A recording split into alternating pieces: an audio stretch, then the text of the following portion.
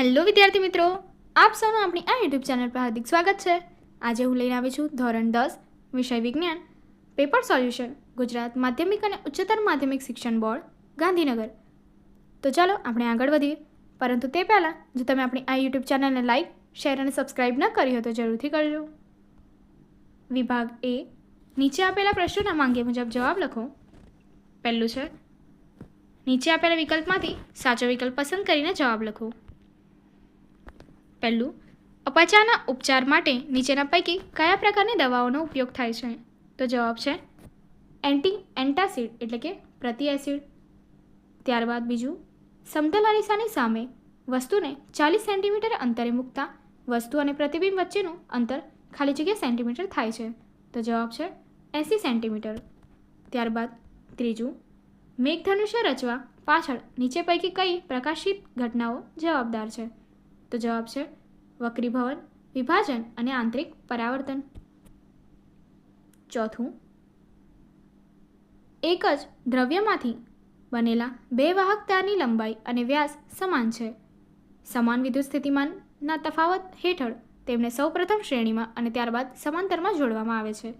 તો શ્રેણી અને સમાંતર જોડાણમાં ઉત્પન્ન થતી ઉષ્માનો ગુણોત્તર ખાલી જગ્યા હશે। તો જવાબ છે 1:4। પાંચમો પ્રશ્ન, આલ્કાઇન સમાનધર્મી શ્રેણીની પ્રથમ સભ્ય ખાલી જગ્યા છે? તો જવાબ છે એ ઇથાઇન। ત્યારબાદ આપણા શરીરમાં મૂત્રનો સાચો માર્ગ જણાવો। તો જોઈએ તો પહેલું આવશે મૂત્રપિંડ, મૂત્રવાહિની, મૂત્રાશય અને મૂત્રમાર્ગ। ત્યારબાદ નીચે આપેલા વિધાનો સાચા બને તે રીતે ખાલી જગ્યા પૂરો। પહેલો પ્રશ્ન 7, ક્ષારણની પ્રક્રિયાને લીધે ચાંદી પર ખાલી જગ્યા રંગનું સ્તર જોવા મળે છે? તો જવાબ છે કાળા રંગનું। બીજું, કાર્બન પરમાણુ અન્ય કાર્બન પરમાણુઓ સાથે સહસંયોજક બનાવવાની અદ્વિતીય ક્ષમતા ધરાવે છે। કાર્બનના આ ગુણધર્મને ખાલી જગ્યા કહે છે? જવાબ છે કેટેશન। પ્રશ્ન 9, પર્ણરંધ્ર ખુલવા બંધ થવાની ક્રિયાનું નિયમન ખાલી જગ્યા કોષો કરે છે? તો જવાબ છે રક્ષક કોષો। ત્યારબાદ આનુવંશિકતાના અભ્યાસ માટે વ્યવસ્થિત પ્રયોગો સૌપ્રથમ ખાલી જગ્યા વૈજ્ઞાનિકે કર્યા? તો જવાબ છે મેન્ડલ। 11મું, શ્વેત પ્રકાશનું પ્રિઝમ વડે ઘટક રંગોમાં વિભાજન થતા વર્ણપટમાં ખાલી જગ્યા રંગ સૌથી નીચે જોવા મળે છે? તો જવાબ છે જાંબલી। અને 12મું, વિદ્યુત સ્થિતિમાનનો તફાવત ખાલી જગ્યા નામના ઉપકરણની મદદથી માપવામાં આવે છે? તો જવાબ છે વોલ્ટમીટર। આગળ નીચે આપેલા વિધાન સાચા છે કે ખોટા તે લખો। પ્રશ્ન 13, મોઢાની pH 5.5 કરતાં ઘટી જાય ત્યારે દાંતનો સડો શરૂ થાય છે? વિધાન સાચું છે। 14મું, મિશ્ર ધાતુ સોલ્ડરનું ગલનબિંદુ ઊંચું હોય છે? તો વિધાન ખોટું છે। 15, જાસૂદનું પુષ્પ એ એકલિંગી પુષ્પ છે? વિધાન ખોટું છે। 16, ભયદર્શક સિગ્નલમાં પ્રકાશનો રંગ વાદળી રાખવામાં આવે છે? વિધાન ખોટું છે। આગળ નીચે આપેલા પ્રશ્નનો એક વાક્યમાં ઉત્તર આપો। પ્રશ્ન 17, સજીવમાં નિયંત્રણ અને સંકલનની તંત્રની શું જરૂરિયાત છે? જવાબ, બહુકોષી સજીવોમાં શરીરનું આયોજન જટિલ હોય છે। વિવિધ પેશી અને અંગોના જુદા જુદા વિશિષ્ટ કાર્ય કરે છે। તેથી બધા અંગો યોગ્ય રીતે ભેગા મળી સંકલિત રીતે કાર્ય કરે તે માટે નિયંત્રણ અને સંકલન તંત્ર જરૂરી છે। આથી મનુષ્ય શરીરમાં નિયંત્રણ અને સંકલન માટે ખૂબ વિકસિત ચેતાતંત્ર અને અંતઃસ્ત્રાવી તંત્ર વિકાસ પામ્યા છે। પ્રશ્ન 18, એક્સ અને વાય રંગસૂત્ર એકબીજાથી કેવી રીતે અલગ પડે છે? તો જવાબ આપ્યો છે એક્સ રંગસૂત્ર સામાન્ય આકાર, બીજા રંગસૂત્ર જેવો આકાર। વાય રંગસૂત્ર અન્ય રંગસૂત્રોની સરખામણીમાં નાનો આકાર ધરાવે છે। પ્રશ્ન 19, કોઈ અંતરિક્ષ યાત્રીને આકાશ ભૂરાના બદલે કાળું કેમ દેખાય છે? જવાબ, અવકાશમાં વાતાવરણ ન હોવાથી સૂર્યપ્રકાશનું પ્રકિર્ણન થઈ શકતું નથી। બાહ્ય અવકાશમાંથી અંતરિક્ષ યાત્રીની આંખમાં આવતા શ્વેત પ્રકાશના વાદળી રંગના ઘટકનું પ્રકાશનું પ્રકિર્ણન ન થતું હોવાથી અંતરિક્ષ યાત્રીને આકાશ ભૂરાના બદલે કાળા રંગનું દેખાય છે। 20, પરિપથમાં કોઈ બે બિંદુ વચ્ચે વિદ્યુત સ્થિતિમાનનો તફાવત માપવા માટે વોલ્ટમીટર કેવી રીતે જોડશો? જવાબ, પરિપથમાં કોઈ પણ બે બિંદુ વચ્ચે વિદ્યુત સ્થિતિમાનનો તફાવત માપવા માટે વોલ્ટમીટરને તે બે બિંદુ સાથે સમાંતર જોડવું પડે. જોડકા જોડો. ઇન્સ્યુલિન, તેની માટે આપ્યું છે એ. રુધિરમાં શર્કરાનું પ્રમાણનું નિયમન. બીજું છે ઇસ્ટ્રોજન, તેની માટે આપ્યું છે સી. માસિક ચક્રનું નિયમન. આગળ વધીએ. 23મો પ્રશ્ન, એની માટે આપ્યું છે દ્વિતીય ઉપભોક્તા, એની માટે આપ્યું છે જવાબ બી. પ્રાણી આહારી. અને 24મું વિઘટક, એની માટે જવાબ આપ્યો છે એ. કાર્બનિક દ્રવ્યનું અકાર્બનિક દ્રવ્યોમાં રૂપાંતરણ. વિભાગ બી. નીચેના પ્રશ્નોના ઉત્તર 40 થી 50 શબ્દોમાં મર્યાદામાં માંગ્યા મુજબ લખો. તો ચલો જોઈએ. પહેલો પ્રશ્ન, ઉષ્માક્ષેપક અને ઉષ્માક્ષોષક પ્રક્રિયા એટલે શું? ઉદાહરણ આપો. તો જોઈએ. ઉષ્માક્ષેપક પ્રક્રિયા જે રાસાયણિક પ્રક્રિયામાં નિપજના નિર્માણની સાથે ઉષ્મા ઉત્પન્ન થતી હોય તો તેવી પ્રક્રિયાને ઉષ્માક્ષેપક પ્રક્રિયા કહે છે. દાખલા તરીકે કુદરતી વાયુ CH4 ના દહનની પ્રક્રિયા એ ઉષ્માક્ષેપક છે. સમીકરણ તમને આપેલું છે. બીજું, ઉષ્માશોષક પ્રક્રિયા જે રાસાયણિક પ્રક્રિયામાં નિપજના નિમ્ન સાથે ઉષ્માનું શોષણ થતું હોય તેવી રાસાયણિક પ્રક્રિયાને ઉષ્માશોષક પ્રક્રિયા કહે છે. દાખલા તરીકે સિલ્વર ક્લોરાઇડનું સૂર્યપ્રકાશની હાજરીમાં વિઘટન થવું એ ઉષ્માશોષક પ્રક્રિયા છે. અહીં તમને એક સમીકરણ આપી દીધું છે. પ્રશ્ન 2, ધાતુઓના 4 ભૌતિક ગુણધર્મો જણાવો. ધાતુઓના તેમની શુદ્ધ અવસ્થામાં ચળકાટવાળી સપાટી ધરાવે છે. સામાન્ય રીતે ધાતુઓ સખત અને ઘન સ્વરૂપે હોય છે. તે ટીપાઉપણાનો ગુણધર્મ ધરાવે છે. તે તણાવપણાનો ગુણધર્મ ધરાવે છે. ધાતુઓ ઉષ્મા અને વિદ્યુતના સારા વાહકો છે. તેમના ગલનબિંદુ ઊંચા હોય છે. તે રણકાર ઉત્પન્ન કરે છે. પ્રશ્ન 3, નીચેના પાચનતંત્ર અંગોને ક્રમમાં ગોઠવો. તે પૈકી કયા અંગમાં સ્ટાર્ચ અને પ્રોટીનનું અંશતઃ પાચન થાય છે તે જણાવો. નાનું આંતરડું, અન્નનળી, જઠર, મળાશય, મુખ અને મોટું આંતરડું. તો જોઈએ જવાબ. પાચનતંત્રના અંગો ક્રમમાં મુખ, અન્નનળી, જઠર, નાનું આંતરડું, મોટું આંતરડું, મળાશય. સ્ટાર્ચનું પાચન કરતા અંગો તો કે મુખ, નાનું આંતરડું, મોટું, ત્યારબાદ પ્રોટીનનું પાચન કરતા અંગો તો છે જઠર અને નાનું આંતરડું. આગળ પ્રશ્ન 4, સ્વયંપોષી અને વિષમપોષી વચ્ચે તફાવત આપો. તો સ્વયંપોષી જોઈએ પહેલાં. તે લીલી વનસ્પતિઓને કેટલાક જીવાણુમાં જોવા મળે છે. આ પ્રકારના પોષણમાં અકાર્બનિક દ્રવ્યો CO2 છે. આ પોષણ માટે પ્રકાશ સંશ્લેષણ અગત્યની ક્રિયા છે. હવે વિષમપોષી પોષણ જોઈએ. તે પ્રાણીઓમાં અને ફૂગમાં જોવા મળે છે. આ પ્રકારના પોષણમાં અન્ય સજીવોમાંથી ખોરાકનો ઉપયોગ થાય છે. આ પોષણ માટે ખોરાકની પાચન ક્રિયા અગત્યની છે. પ્રશ્ન 5, એકકોષીય અને બહુકોષીય સજીવોની પ્રજનન પદ્ધતિમાં શું તફાવત છે? જવાબ. એકકોષી સજીવો સરળ કોષ વિભાજન એટલે કે ભાજન પદ્ધતિ વડે પ્રજનન દર્શાવે છે, જ્યારે બહુકોષીય સજીવો જટિલ શરીર રચના એટલે કે જટિલ સંરચના ધરાવતા હોવાથી વધુ જટિલ પ્રજનન પદ્ધતિ અર્થાત લિંગી પ્રજનન પદ્ધતિ દર્શાવે છે. પ્રશ્ન 6, વિદ્યુત સ્ત્રાવ શા માટે થાય છે? જવાબ.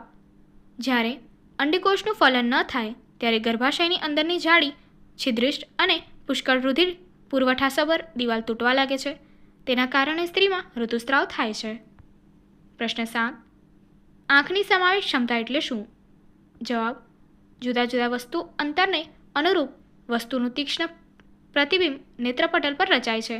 એટલા માટે જરૂરિયાત મુજબ આંખના લેન્સની એટલે કે નેત્રમણીની પોતાની કેન્દ્ર લંબાઈ ગોઠવવાની વધારો ઘટાડો કરવાની ક્ષમતાને આંખની સમાવેશ ક્ષમતા કહે છે.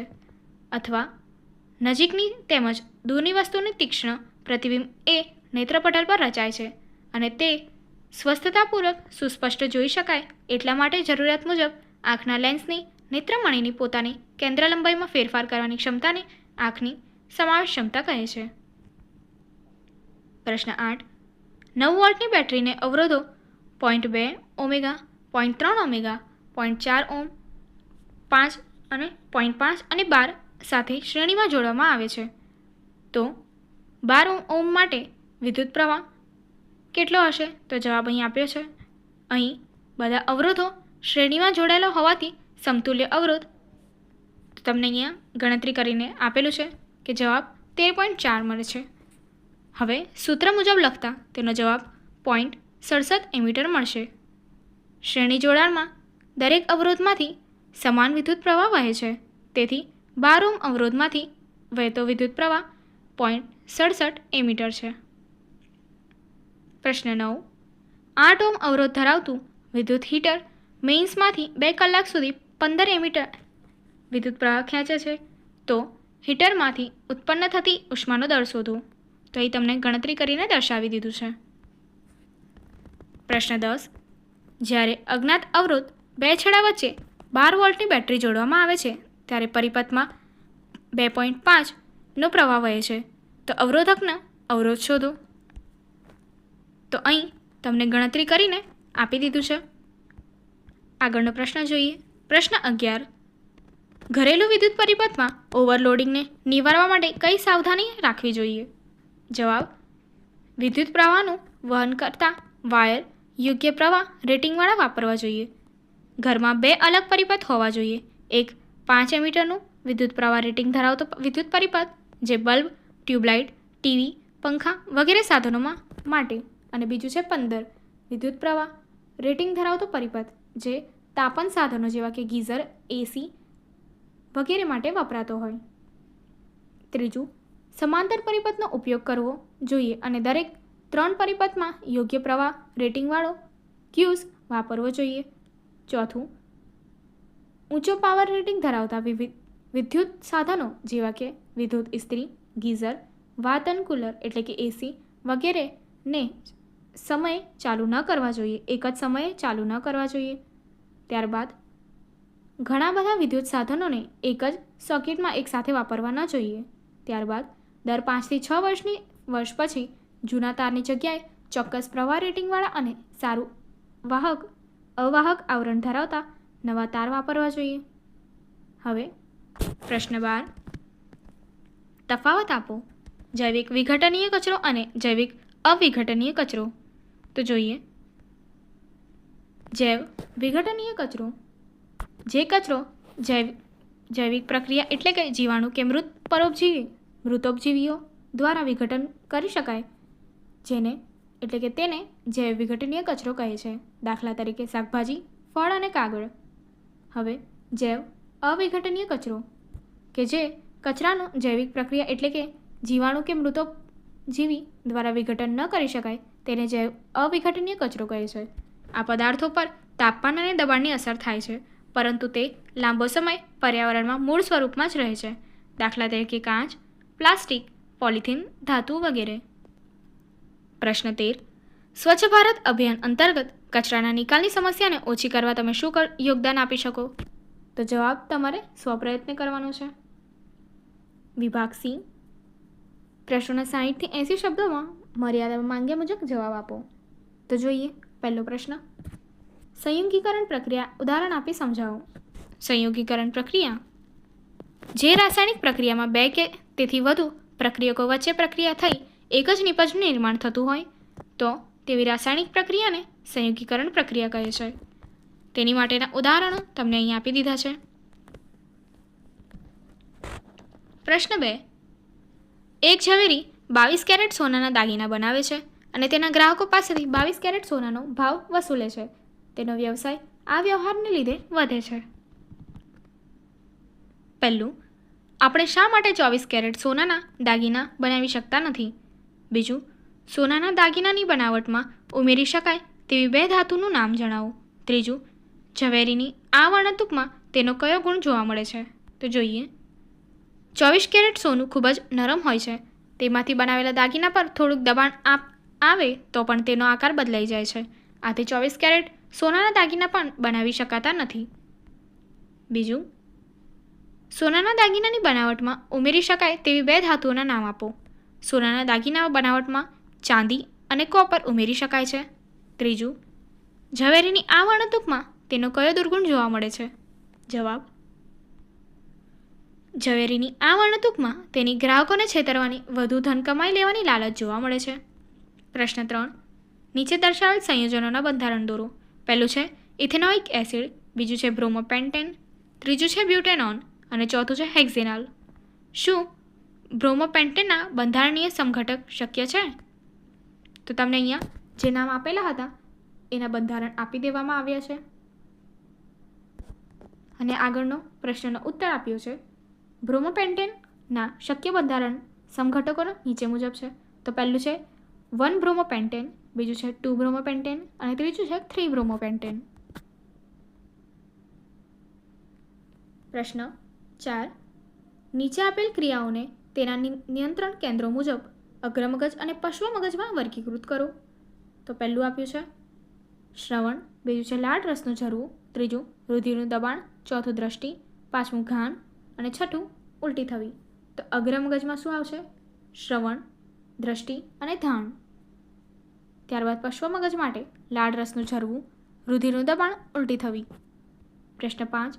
સ્ત્રીના પ્રજનન તંત્રની રચનાની આકૃતિ દોરી વર્ણવો. તો અહીં તમને આકૃતિ આપી દેવામાં આવી છે. સ્ત્રી માદા પ્રજનન તંત્રમાં મુખ્ય અંગો નીચે મુજબ છે: અંડપિંડ, અંડવાહિની, ગર્ભાશય, ગ્રીવા, યોનિ અને યોનિ માર્ગ અને યોનિ દ્વાર. અંડપિંડ તે જોડીમાં આવેલા હોય છે. છોકરીના જન્મ સમયથી જ અંડાશયમાં હજારો અપરિપક્વ અંડપુટિકાઓ હોય છે. યૌવનારંભમાં તેમાંથી કેટલાક અંડકોપો પરિપક્વ થવા માંડે છે. 2માંથી 1 અંડપિંડ દર મહિને 1 અંડકોષ ઉત્પન્ન કરે છે. અંડવાહિની તે જોડીમાં આવેલી હોય છે. પાતળી અંડવાહિની દ્વારા અંડકોષ ગર્ભાશયમાં જાય છે. ગર્ભાશય બંને અંડવાહિનીઓ સંયુક્ત રચના કરે છે. તે નાજુક અને સ્થિતિસ્થાપક હોય છે. તેનો આકાર ઊંધા નાસપતિ જેવો હોય છે. તે ગર્ભનું સ્થાપન અને વિકાસ ગર્ભાશયમાં થાય છે. ગર્ભાશયની નીચેની ટોચને ગ્રીવા તરીકે ઓળખવામાં આવે છે. યોનિ માર્ગ ગર્ભાશય ગ્રીવા દ્વારા યોનિ માર્ગ ખુલે છે, જે શિશ્ન દ્વારા શુક્રકોષો મેળવે છે. યોનિ દ્વાર યોનિ માર્ગ શરીરની બહાર યોનિ દ્વાર વડે ખુલે છે. પ્રશ્ન 6. આકૃતિ પરથી નીચેના પ્રશ્નોના જવાબ લખો. પહેલો પ્રશ્ન, એ ને ઓળખો અને તેનું કાર્ય જણાવો. બીજું, બી ને ઓળખો અને ફલન પછી તેમાં શું ફેરફાર થાય છે. ત્રીજો પ્રશ્ન, સી ને ઓળખો અને ફલન પછી તેમાં શું ફેરફાર થાય છે. તો જોઈએ. પહેલું છે એ પરાગવાહિની. કાર્ય, પરાગરજને યોગ્ય પરાગ સ્થાન સુધી પહોંચાડવા માટે તથા નરજન્યુને અંડાશયમાં આવેલા અંડકોષ સુધી પહોંચાડવા માટે પરાગરજમાંથી એક પરાગનલિકાનો વિકાસ થાય છે, જે નલિકા પરાગવાહિનીમાં થઈને અંડક કે બીજાંડ સુધી પહોંચે છે. બીજું છે બી અંડાશય અથવા બીજાશય. જનનકોષોના આ ફલનથી ફલિતાંડનું નિર્માણ થાય છે, જે નવા છોડમાં વિકાસ પામે છે. ત્રીજું છે સી માદા જનનકોષ. ફલન પછી ફલિતાંડમાં એક વિભાજન થાય છે અને અંડકમાં ભ્રૂણ વિકાસ પામે છે. અંડકમાંથી એક સખત આવરણ વિકાસ પામે છે અને આ બીજમાં પરાવર્તિત થાય છે. પ્રશ્ન 7. એક બહિર્ગોળ લેન્સ દ્વારા મળતું સોયનું વાસ્તવિક એટલે કે સાચું અને ઉલટું પ્રતિબિંબ લેન્સથી 50 સેન્ટીમીટર દૂર મળે છે. જો પ્રતિબિંબનું પરિમાણ વસ્તુના પરિમાણ જેટલું જ મેળવવું હોય તો સોયને બહિર્ગોળ લેન્સથી કેટલી દૂર રાખવી જોઈએ. લેન્સનો પાવર પણ શોધો. જવાબ, અહીં બહિર્ગોળ લેન્સ વડે વસ્તુનું વાસ્તવિક, ઉલટું અને વસ્તુના કદ જેટલું પ્રતિબિંબ મળે છે. તેથી વસ્તુને 2f1 ઉપર મૂકેલી હોવી જોઈએ. પ્રતિબિંબ અંતર v બરાબર 50 સેન્ટીમીટર અને m બરાબર -1. હવે આપણને સૂત્ર પ્રમાણે ગણતરી કરી આપી છે, જે તમે અહીં જોઈ શકો છો.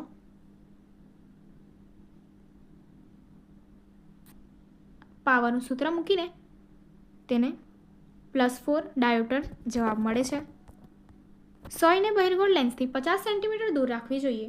લેન્સનો પાવર 4 ડાયોપ્ટર મળે છે. પ્રશ્ન 67.2માં કેન્દ્ર લંબાઈ ધરાવતા અંતર્ગોળ લેન્સનો પાવર શોધો. ઉકેલ, અહીં કેન્દ્ર લંબાઈ f -2 અને પાવર 1/p બરાબર 1/f આપેલું છે, જેનાથી જવાબ તમને -0.5 ડાયોપ્ટર મળશે. આગળ પ્રશ્ન 8. ગોલીય લેન્સના સંદર્ભમાં નીચેના પારિભાષિક શબ્દો સમજાવો. તો પહેલું છે વક્રતા કેન્દ્ર, મુખ્ય કેન્દ્ર અને કેન્દ્ર લંબાઈ. તો જવાબ જોઈએ. વક્રતા કેન્દ્ર બહિર્ગોળ અથવા અંતર્ગોળ લેન્સને 2 વક્ર સપાટીઓ હોય છે. આ દરેક વક્ર સપાટી ગોળાનો જ એક ભાગ હોય છે. આ ગોળાઓના કેન્દ્રને લેન્સનું વક્રતા કેન્દ્ર કહે છે. ત્યારબાદ મુખ્ય કેન્દ્ર. બહિર્ગોળ લેન્સ પર તેના મુખ્ય અક્ષને સમાંતર આપાત થતા પ્રકાશના કિરણો લેન્સ પરથી વક્રીભવન પામી તેના મુખ્ય અક્ષ પરના જે બિંદુએ કેન્દ્રિત થાય તે બિંદુને બહિર્ગોળ લેન્સનું મુખ્ય કેન્દ્ર કહે છે. અંતર્ગોળ લેન્સ પર તેના મુખ્ય અક્ષને સમાંતર આપાત થતા પ્રકાશના કિરણો લેન્સ પરથી વક્રીભવન પામી તેના મુખ્ય અક્ષ પરના કોઈ એક બિંદુમાંથી અપસરણ પામતા હોય છે તેમ જણાય છે. મુખ્ય અક્ષ પરના આ બિંદુને અંતર્ગોળ લેન્સનું મુખ્ય કેન્દ્ર કહે છે. કેન્દ્ર લંબાઈ. પ્રકાશીય કેન્દ્રથી મુખ્ય કેન્દ્ર સુધીના અંતરને કેન્દ્ર લંબાઈ કહે છે. પ્રશ્ન 9. R1, R2 અને R3 મૂલ્યના 3 અવરોધોનું સમાંતર જોડાણ કરી તેમના સમતુલ્ય અવરોધનું સૂત્ર તારવું. જવાબ: 2 અથવા 2 કરતાં વધારે અવરોધોને એવી રીતે જોડવામાં આવે છે કે જેથી તેમના એક તરફના છેડાઓ એક સામાન્ય બિંદુ સાથે અને બીજી તરફના છેડાઓ બીજા સામાન્ય બિંદુ સાથે જોડાયેલા હોય છે તો અવરોધોના આવા જોડાણને સમાંતર જોડાણ કહે છે. આકૃતિ તમને અહીં આપી દીધી છે પરિપથની. આકૃતિમાં દર્શાવ્યા મુજબ અવરોધ R1, R2 અને R3 ને બિંદુઓ X અને Y વચ્ચે સમાંતર જોડવામાં આવેલ છે. અહીં અવરોધ R1, R2 અને R3 માંથી વહેતો વિદ્યુત પ્રવાહ અનુક્રમે I1, I2 અને I3 છે. આ વિદ્યુત પ્રવાહનો કુલ સરવાળો પરિપથના કુલ વિદ્યુત પ્રવાહ જેટલો થાય છે. I બરાબર I1 વત્તા I2 વત્તા I3 એ સમીકરણ 1 છે. સમાંતરમાં જોડાયેલા દરેક અવરોધ પરના વિદ્યુત સ્થિતિમાનનો તફાવત સમાન છે. ધારો કે Rp એ અવરોધના સમાંતર જોડાણનો સમતુલ્ય અવરોધ છે. અવરોધોના સમાંતર જોડાણને ઓહમનો નિયમ લગાડતા સમીકરણ 2 મળશે. દરેક અવરોધ એટલે કે R1, R2 અને R3 ને ઓહમનો નિયમ લગાડતા સમીકરણ 3 મળશે. સમીકરણ 1, 2 અને 3 ઉપરથી આપણને નીચેનું સમીકરણ 4 1/RB બરાબર 1/R1 plus 1/R2 plus 1/R3 મળે છે. સમીકરણ 4 પરથી કહી શકાય કે એકબીજાને સમાંતર જોડેલા અવરોધોના સમતુલ્ય અવરોધનો વ્યસ્ત દરેક અવરોધના વ્યસ્તના મૂલ્યના સરવાળા બરાબર હોય છે. વિભાગ ડી. નીચે આપેલા પ્રશ્નોના 90 થી 120 શબ્દોની મર્યાદામાં માંગ્યા મુજબ ઉત્તર લખો. પહેલો પ્રશ્ન. સોડિયમ કાર્બોનેટની મંદ હાઇડ્રોક્લોરિક એસિડ સાથેની પ્રક્રિયા દર્શાવતા પ્રયોગનું આકૃતિ સહ વર્ણન કરો. પદ્ધતિ. 2 કસનળી લો, તેમને A અને B નામ આપો. કસનળી A માં 0.5 ગ્રામ સોડિયમ કાર્બોનેટ અને કસનળી B માં 0.5 ગ્રામ સોડિયમ હાઇડ્રોજન કાર્બોનેટ લો. બંને કસનળીમાં આશરે 2 ml મધ HCl ઉમેરો. તમારા અવલોકનની નોંધ કરો. આકૃતિમાં દર્શાવ્યા પ્રમાણે દરેક કસનળીમાં ઉદ્ભવતા વાયુને ચૂનાના પાણી કેલ્શિયમ હાઇડ્રોક્સાઇડમાંથી પસાર કરો અને તેમના અવલોકન નોંધો. અહીં તમને આકૃતિ આપી દીધી છે અને પ્રક્રિયાના સમીકરણ તમને અહીં આપેલા છે. હવે અવલોકન જોઈએ. બંને કસનળીમાં મધ HCl ઉમેરતા તેમાંથી કોઈ વાયુ બહાર નીકળતો દેખાશે.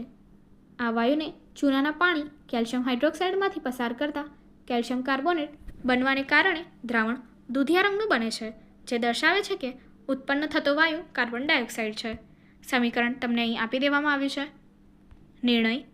આ પ્રવૃત્તિ દર્શાવે છે કે ધાતુ કાર્બોનેટ અને ધાતુ હાઇડ્રોજન કાર્બોનેટની એસિડ સાથેની પ્રક્રિયાથી કાર્બન ડાયોક્સાઇડ વાયુ ઉત્પન્ન થાય છે. પ્રશ્ન 2. માનવના પાચન તંત્રમાં pH અને મધમાખીના ડંખના ઉપચારણમાં pHનું મહત્વ સમજાવો. જવાબ. પાચન તંત્રમાં pHનું મહત્વ. આપણું જઠર હાઇડ્રોક્લોરિક એસિડ ઉત્પન્ન કરે છે, જે જઠરને નુકસાન પહોંચાડ્યા વગર ખોરાકનું પાચન કરવામાં મદદ કરે છે. અપચા દરમિયાન જઠર ખૂબ વધુ માત્રામાં એસિડ ઉત્પન્ન કરે છે, જે દર્દ અને બળતરાનું કારણ બને છે. આ દર્દથી છુટકારો મેળવવા લોકો બેઝનો ઉપયોગ કરે છે, જેને એન્ટાસિડ કહે છે. આ એન્ટાસિડ વધારાના એસિડને તટસ્થ કરે છે. એન્ટાસિડ પદાર્થો તરીકે સોડિયમ હાઇડ્રોજન કાર્બોનેટ અને મેગ્નેશિયમ હાઇડ્રોક્સાઇડ ઉપયોગમાં લેવાય છે.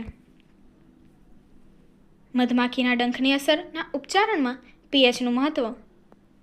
મધમાખીનો ડંખ ફોર્મિક એસિડ ઉત્પન્ન કરે છે, જેને કારણે દર્દ અને બળતરા ઉદ્ભવે છે. ડંખ મારેલા ભાગમાં મંદ બેઝ જેમ કે બેકિંગ સોડાનો ઉપયોગ રાહત આપે છે. પ્રશ્ન 3. સાબુ અને પ્રક્ષાલક ડિટર્જન્ટમાં રહેલા ક્રિયાશીલ આયનિક સમૂહ જણાવી સાબુની સફાઈ ક્રિયાની ક્રિયાવિધિ સમજાવો. જવાબ. સાબુના અણુ લાંબી કાર્બન શૃંખલા ધરાવતા કાર્બોક્સિલિક એસિડના સોડિયમ અથવા પોટેશિયમ ક્ષાર છે. સાબુના અણુના બંને છેડા અલગ ગુણધર્મો ધરાવે છે, જેને જળ અનુરાગી આયનીય છેડો જે પાણી સાથે પારસ્પરિક ક્રિયા કરે છે, જ્યારે બીજો છેડો જળ વિતરાગી જે હાઇડ્રોકાર્બન સાથે પારસ્પરિક ક્રિયા કરે છે. મોટે ભાગે મેલ સ્વભાવે તૈલી હોય છે, જે પાણીમાં દ્રાવ્ય થઈ શકતો નથી. જ્યારે સાબુ પાણીની સપાટી પર રહેલો હોય છે ત્યારે સાબુનો આયનીય છેડો પાણીમાં દ્રાવ્ય હોય છે, જ્યારે હાઇડ્રોકાર્બન શૃંખલા તેલમાં દ્રાવ્ય થાય છે. આમ સાબુના અણુ મિસેલ તરીકે ઓળખાતી રચના બનાવે છે, જ્યારે સાબુના અણુઓનો જળ વિતરાગી છેડો તેલના ટીપા તરફ, જ્યારે જળ અનુરાગી આયનીય છેડો બહાર તરફ હોય છે. તે પાણીમાં પાયસો એટલે કે ઇમલ્શનની રચના કરે છે. આમ સાબુનું મિશેલ મેલને પાણીમાં ખેંચી લેવામાં મદદ કરે છે, તેથી સાબુનું દ્રાવણ ધૂંધળું બને છે. અહીં તમને આકૃતિ દર્શાવવામાં આવી છે. પ્રશ્ન 4. ઉત્સર્જન એટલે શું? મનુષ્યના ઉત્સર્જનની તંત્રની આકૃતિ દોરી રચના જણાવો. તો ચલો જોઈએ. મનુષ્યના ઉત્સર્જન તંત્રમાં એક જોડ મૂત્રપિંડ, એક જોડ મૂત્રવાહિની અને એક મૂત્રાશય અને એક મૂત્રમાર્ગ હોય છે. મૂત્રપિંડો ઉદરમાં કરોડસ્તંભની કશેરુકાઓની બંને પાર્શ્વ બાજુએ હોય છે. મૂત્રપિંડમાં રુધિરમાંથી ગાળણ દ્વારા નાઇટ્રોજન ઉત્સર્ગો અલગ પડે છે અને મૂત્રનું નિર્માણ થાય છે. મૂત્રપિંડને મૂત્રાશય સાથે જોડાણ કરતી એક જોડ લાંબી નલિકા જેને મૂત્રવાહિની કહે છે. મૂત્રપિંડમાં નિર્માણ થયેલું મૂત્ર મૂત્રવાહિની દ્વારા મૂત્રાશયમાં જાય છે. મૂત્રાશય મૂત્રનો સંગ્રહ કરતી સ્નાયુમય કોથળી છે. તેમાં મૂત્રનો હંગામી સંગ્રહ થાય છે. મૂત્રમાર્ગ એક નાના છિદ્ર મારફતે બહારની તરફ ખુલે છે, જેના દ્વારા મૂત્રનો નિકાલ થાય છે, જે તમે અહીં આકૃતિમાં જોઈ શકો છો. પ્રશ્ન 5. તારાઓ કેમ ટમટમે છે? સવિસ્તાર સમજાવો. જવાબ. તારાઓના પ્રકાશનું વાતાવરણીય વક્રીભવન થવાથી તારાઓ ટમટમતા લાગે છે. તારાઓનો પ્રકાશ પૃથ્વી પર પહોંચે છે તે પહેલાં પૃથ્વીના વાતાવરણમાં પ્રવેશતા સતત વક્રીભવન પામતો રહે છે. વાતાવરણીય વક્રીભવન એ જ માધ્યમમાં થાય છે, જેમાં એક જગ્યાએથી બીજી જગ્યાએ જતા વક્રીભવનાંકમાં ક્રમિક ફેરફાર થતો જતો હોય છે. પૃથ્વીની સપાટીની નજીક તરફ જતાં હવાની પ્રકાશીય ઘનતા વધતી જાય છે, તેથી તારામાંથી આવતો પ્રકાશ ક્રમશઃ પાતળા માધ્યમમાંથી ઘટ્ટ માધ્યમમાં પ્રવેશતી વખતે લંબ તરફની દિશામાં વાંકો વળે છે. હવે અંતિમ વક્રીભૂત કિરણને આકૃતિમાં દર્શાવ્યા મુજબ પાછળની તરફ લંબાવતા જાણવા મળે છે કે તારાનું આભાસી સ્થાન બી તેના મૂળ સ્થાન એ કરતાં થોડુંક અલગ ઉપર તરફ દેખાય છે, જે તમે આકૃતિમાં જોઈ શકો છો.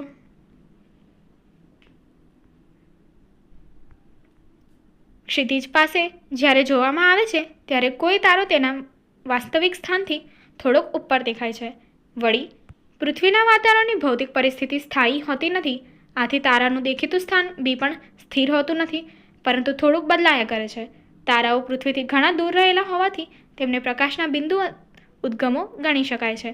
તારામાંથી આવતા પ્રકાશના કિરણોનો માર્ગ થોડો બદલાયા કરે છે, આથી તારાનું દેખીતું સ્થાન પણ બદલાયા કરે છે અને આપણી આંખમાં પ્રવેશતા તારાના પ્રકાશની માત્રા પણ અનિયમિતપણે બદલાય છે, જેથી તારો કોઈવાર પ્રકાશિત દેખાય છે તો કોઈવાર ઝાંખો દેખાય છે, જે ટમટમવાની અસર છે. પ્રશ્ન 6. સોલેનોઇડ એટલે શું? આકૃતિ દોરી વિદ્યુત પ્રવાહ ધારિત સોલેનોઇડથી ઉદ્ભવતા ચુંબકીય ક્ષેત્રની લાક્ષણિકતા જણાવો. તો જોઈએ. સોલેનોઇડ અલગ કરેલા તાંબાના તારના અત્યંત નજીક વીંટાળેલા ઘણા વર્તુળાકાર આંટા વડે બનતા નળાકારને સોલેનોઇડ કહે છે. વિદ્યુત પ્રવાહ ધારિત સોલેનોઇડના કારણે રચાતી ચુંબકીય ક્ષેત્રરેખાઓની ભાત આકૃતિમાં દર્શાવેલી છે. આકૃતિ પરથી સ્પષ્ટ જણાય છે કે સોલેનોઇડનું ચુંબકીય ક્ષેત્ર એ ગજિયા ચુંબકના ચુંબકીય ક્ષેત્ર જેવું જ છે. આમ સોલેનોઇડનો એક છેડો ચુંબકીય ઉત્તર ધ્રુવ અને બીજો છેડો ચુંબકીય દક્ષિણ ધ્રુવ તરીકે વર્તે છે. સોલેનોઇડના અંદરના વિસ્તારમાં ચુંબકીય ક્ષેત્રરેખાઓ પરસ્પર સમાંતર રેખાઓ છે, એટલે કે સોલેનોઇડના અંદરના વિસ્તારમાં ચુંબકીય ક્ષેત્ર સમાન છે. સોલેનોઇડના અંદરના વિસ્તારમાં લોખંડ જેવી ધાતુ મૂકતા તેનું ચુંબકીય ક્ષેત્ર પ્રબળ બને છે. આ રીતે બનતા ચુંબકને ઇલેક્ટ્રોમેગ્નેટ કહે છે. પ્રશ્ન 7. નીચેના પદો સમજાવો. નિવસન તંત્ર, આહાર શૃંખલા, જૈવિક વિશાલન ઉત્પાદકો. તો ચાલો જોઈએ. પહેલું, નિવસન તંત્ર. જૈવિક સમાજ અને અજૈવિક ઘટકોથી રચાતા તંત્રને નિવસન તંત્ર કહે છે. કોઈ એક વિસ્તારના બધા સજીવો તથા વાતાવરણના અજૈવિક ઘટકો કે કારકો સંયુક્ત રીતે નિવસન તંત્ર રચે છે. ટૂંકમાં, સમગ્ર સજીવ પર્યાવરણ અને તેનો એક અવિભાજ્ય એકમ એટલે નિવસન તંત્ર. બીજું છે આહાર શૃંખલા. સજીવોની વચ્ચે આહારને લઈને રચાતી સાંકળને આહાર શૃંખલા કહે છે. એક સજીવ બીજા સજીવનો આહાર તરીકે ઉપયોગ કરે છે. વિવિધ જૈવિક સ્તર પર ભાગ લેનાર સજીવોની આ શૃંખલાને આહાર શૃંખલા કહે છે. ત્રીજું છે જૈવિક વિશાલન. આહાર શૃંખલામાં વિવિધ પોષક સ્તરમાં આવેલા સજીવોમાં કેટલાક જૈવ અવિઘટનીય પદાર્થો નીચલા સ્તરથી ઉપલા સ્તરમાં જઈને વહન પામે છે અને તેમની માત્રામાં સતત વધારો કરે છે, જેને જૈવિક વિશાલન કહે છે. ત્રીજું છે ઉત્પાદકો. આ સજીવો સ્વયંપોષી છે. આ સજીવો સૂર્યપ્રકાશ તેમજ ક્લોરોફિલની હાજરીમાં અકાર્બનિક પદાર્થોમાંથી કાર્બનિક પદાર્થ જેવા કે શર્કરા તેમજ સ્ટાર્ચનું નિર્માણ કરે છે. બધી લીલી વનસ્પતિઓ તેમજ કેટલાક બેક્ટેરિયા જેમાં પ્રકાશ સંશ્લેષણ કરવાની ક્ષમતા હોય છે તેઓને આ વર્ગમાં સમાવાય છે. તેથી તેઓને ઉત્પાદક કહેવામાં આવે છે. પ્રશ્ન 8. પ્રકાશ સંશ્લેષણની પ્રક્રિયા સવિસ્તાર સમજાવો. જવાબ. સૂચન. ક્લોરોફિલ દ્વારા પ્રકાશનું ઉર્જાનું શોષણ, પ્રકાશ ઉર્જાનું રાસાયણિક ઉર્જામાં રૂપાંતરણ, કાર્બન ડાયોક્સાઇડનું કાર્બોદિતમાં રિડક્શન. આગળની એક્ટિવિટી જોવા માટે અહીં આપેલી એન્ડ સ્ક્રીન પર ક્લિક કરો. Thank you.